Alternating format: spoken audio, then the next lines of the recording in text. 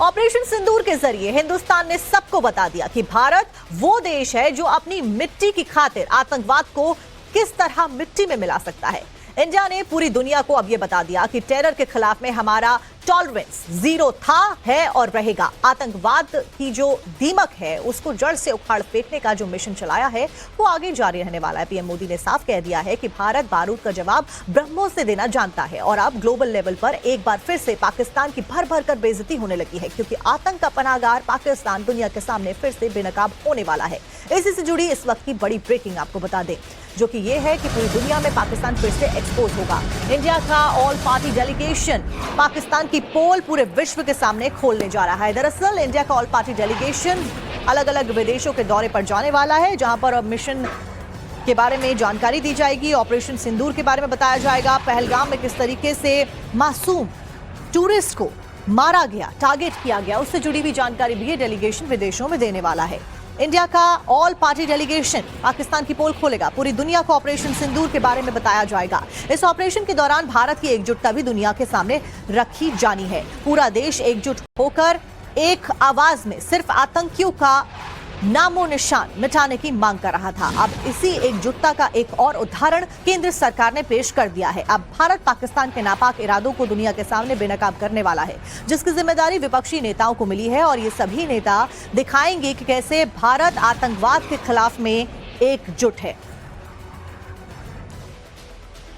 अब किन किन नेताओं को इसकी जिम्मेदारी मिली है वो भी आपको बता देते हैं। इस लिस्ट में शशि थरूर का नाम शामिल है, जो कि कांग्रेस पार्टी से, रविशंकर प्रसाद बीजेपी से, सुप्रिया सूले एनसीपी के और श्रीकांत शिंदे शिवसेना से इस लिस्ट में डाले गए हैं। विजयंत जय पांडा बीजेपी से और के कनिमोझी डीएमके से, संजय झा जेडीयू से, यानी कि विपक्ष हो या फिर केंद्र सरकार के नेता, इस सब डेलीगेशन में सभी को रखा गया है। ऑपरेशन सिंदूर के डेलीगेशन पर सियासत एक तरफ तेज होती हुई नजर आ रही है। कांग्रेस के डेलीगेशन के नामों पर ऐतराज जताया। दरअसल कांग्रेस ने 4 नाम दिए थे, उसमें शशि थरूर नहीं है। जो नाम हमने दिए उसमें शामिल नहीं किया गया, ये आरोप कांग्रेस के द्वारा लगाया गया और फिलहाल वो ट्वीट भी आप देख रहे हैं एक्स प्लेटफॉर्म के जरिए। जयराम रमेश ने ये ऐतराज जताया है। उन्होंने लिखा है कि कल सुबह उनके द्वारा पार्लियामेंट्री मिनिस्ट्री को, किरण रिजिजू को, उनकी बात हुई थी उनके साथ और उन्होंने एक लिस्ट जारी करी थी, लेकिन उसमें शशि थरूर का नाम नहीं था।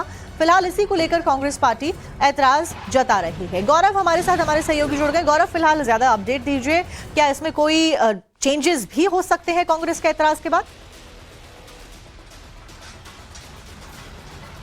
देखिए, ये पूर्णतः जो है वो सरकार के विवेक पर निर्भर करता है। हालांकि जो जानकारी है वो ये कि संसदीय कार्य मंत्री किरण रिजिजू की तरफ से फोन करके बाकायदा कांग्रेस अध्यक्ष और इसके अलावा लोकसभा में नेता विपक्ष राहुल गांधी से नामों का सुझाव मांगा गया था। 4 नाम दिए गए थे, लेकिन उन 4 नामों में शशि थरूर का नाम नहीं था। और मैं बता दूं कि शशि थरूर के नाम को राजनीति इस वजह से हो रही है क्योंकि शशि थरूर ने हाल में ही जिस तरह से सरकार के तमाम कदमों की सराहना की थी, उसके बाद से उनको लेकर, नामों को लेकर संशय था। और इससे पहले भी जो बैठक हुई थी उसमें यह तय हुआ था कि सरकार की तरफ से जो सुझाव मांगे जाएंगे उसमें शशि थरूर का नाम नहीं भेजा जाएगा। और पार्टी के तमाम आला कमान जो है कांग्रेस के, चाहे कांग्रेस अध्यक्ष हो, तमाम लोगों ने नाराजगी भी जताई थी। हालांकि चंद लोग ऐसे भी थे जिनका यह कहना था कि शशि थरूर जो हैं वो यूनाइटेड नेशंस में काम कर चुके हैं, अंतर्राष्ट्रीय मामलों के जानकार हैं और उनकी एक अच्छी खासी समझ है, ऐसे में उनको भेजा जाना चाहिए था। लेकिन अंतिम में जो फैसला यही हुआ कि शशि थरूर को का नाम जो है वो ऑल पार्टी डेलीगेशन के लिए नहीं भेजा गया। अभी जो है 7 नाम हैं, वो अलग अलग 7 डेलीगेशन को लीड करेंगे। ऐसे में जो अन्य नाम पार्टी की तरफ से भेजे गए हैं वो अन्य किसी डेलीगेशन में उनको जो है वो शामिल सरकार की तरफ से किया जा सकता है। हाँ। यानी कि टोटल 7 डेलीगेशन है जो अलग अलग देशों में जाएंगे। और इसके अंदर कितने लोग विदेशों में जाकर ऑपरेशन सिंदूर और पहलगाम अटैक के बारे में लोगों को बताएंगे, साथ साथ में कौन कौन से वो देश है जो कि चुने गए हैं जहां पर ये डेलीगेशन जाने वाला है भारत की तरफ से? देखिए, इसमें सबसे महत्वपूर्ण देश वो हैं जो कि यूएन सिक्योरिटी काउंसिल के सदस्य हैं। और हमने देखा था कि किस तरीके से ऑपरेशन सिंदूर कंडक्ट करने के बाद भारत ने खुद यहाँ पर जो है वो जो नॉर्थ ब्लॉक है वहां पर विदेश मंत्रालय में उन तमाम यूएन सिक्योरिटी काउंसिल के जो शामिल देश हैं उनके प्रतिनिधियों को बुलाकर इसके मामले में उनको पूरी तरीके से बताया था, समरी दी थी कि किस तरीके से भारत ने आतंकवाद के खिलाफ जो है कदम उठाया है और ना ही किसी आर्मी के इस्टेब्लिशमेंट ना ही किसी सिविलियन इलाके को जो है इसमें निशाना बनाया गया। और भारत की तरफ से इस डेलीगेशन को भेजे जाने का मकसद यही है कि जो यूएन सिक्योरिटी काउंसिल है आने वाले वक्त में किसी भी समय में अगर किसी तरह के प्रस्ताव पर पाकिस्तान के वोटिंग होती है तो उसमें ज्यादा से ज्यादा जो देश हैं वो भारत का साथ दे। ऑल पार्टी डेलीगेशन भेजने का मकसद ये होता है कि ये भरोसा दिखाया जाए कि जो भारत का पूरा राजनीतिक जो परिदृश्य है वो भारत के साथ खड़ा हुआ है और इसमें सभी राजनीतिक पार्टियां भी एक साथ हैं। इससे पहले संसद में भी जब ऑल पार्टी मीटिंग हुई थी 2 बार हुई, यानी कि कुल मिलाकर गौरव एक बार फिर से विश्व के सामने ये तस्वीर रखी जाएगी कि भारत की कि जहां पर भारतीय एक है, चाहे वो